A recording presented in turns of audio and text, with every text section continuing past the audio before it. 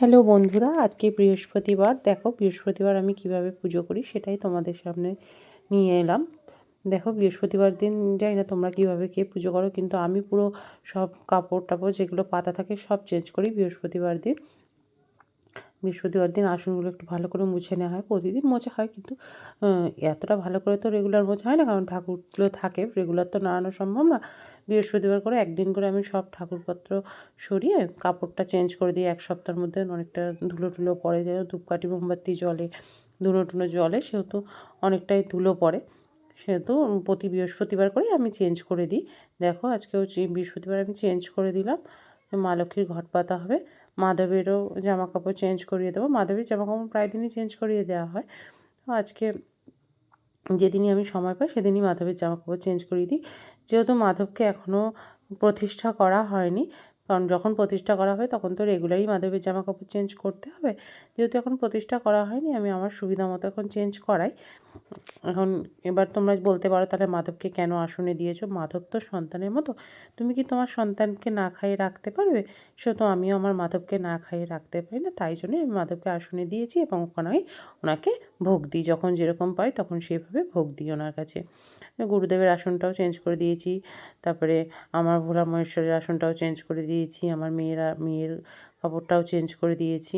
সবার কাপড় টাপড় চেঞ্জ করে দিয়ে এবার জায়গাটা মুছে নিচ্ছি। রেগুলারই জায়গা দুবেলা মোছা হয়, তবুও এখন একটু ভালো করে মুছে নিচ্ছি, এই আর কি। দেখো তোমরা সবাই কীভাবে করছি, আমি তোমাদের সব কিছুই দেখে না। এই যে লক্ষ্মীর ঘরটা পাতবো বলে লক্ষ্মীর ঘটে সব কিছু গুছিয়ে নিচ্ছি, থালা গ্লাস ট্লাস সব পেতে নিচ্ছি। একবারে গুছিয়ে নিলে কি হয়, দেখো এই যে সব কিছু আসন টাসন সব কিছু গুছিয়ে এবার মাধবকে স্নানও করিয়ে নিয়েছি। সেই ক্লিপটা নেওয়া হয়নি, মাধবকে স্নান করিয়ে নিয়েছিলাম আজকে একটু ভালো করে, কারণ গরমটা পড়ছে তো গরম লাগছে মাধবে, তাই জন্য স্নান করিয়ে নিয়ে এই যে আজকে আবার একটা অন্য বস্ত্র পরিয়ে দিলাম, ধোয়া বস্ত্র। রেগুলার এখনও নতুন বস্ত্র পরাতে পারছি না, মনের থেকে খুবই ইচ্ছা আছে জানো তো, যেন মাধবকে আমি 365 দিনই যেন মাধবকে আমি নতুন জামা পরাতে পারি।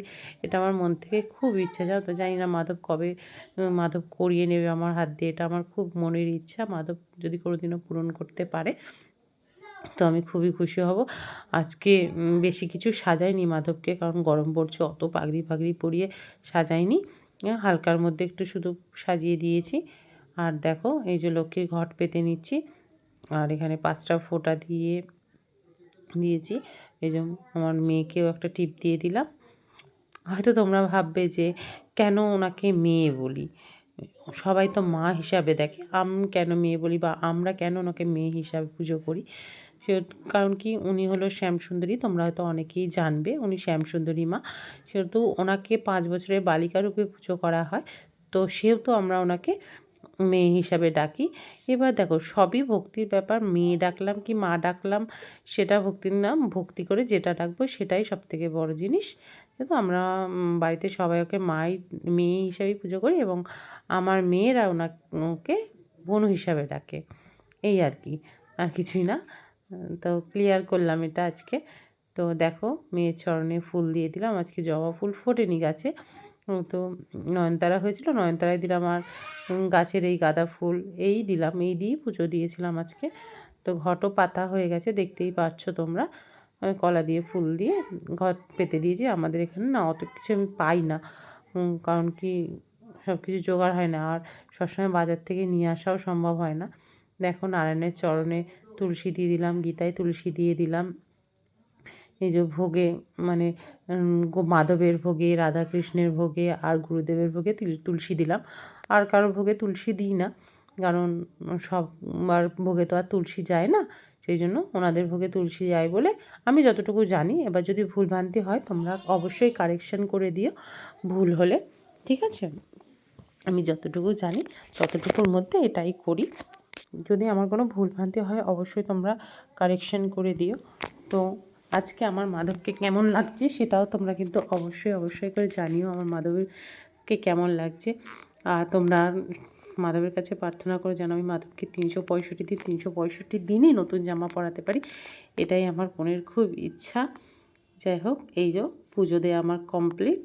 দেখো কেমন লাগছে আমার মেয়েকে, আমার ভোলে বাবাকে, মাধবকে, মাকে, এদিকে গণপতি বাপ্পা, ওদিকে রাধারানী, এদিকে মা সরস্বতী, সবাইকে, এদিকে আমার গুরুদেব, জয় গুরু।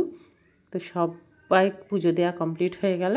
এবার এই যে মা গীতাকে আমি এই খাটটার মধ্যেই রাখি। খাটটা আসলে এনেছিলাম গোপালের জন্য, সে কথার একদিন বলবো। ওখানে দেখো ভোগ দর্শনে সব বিপদ কাটে, তো ভোগ দর্শন করো।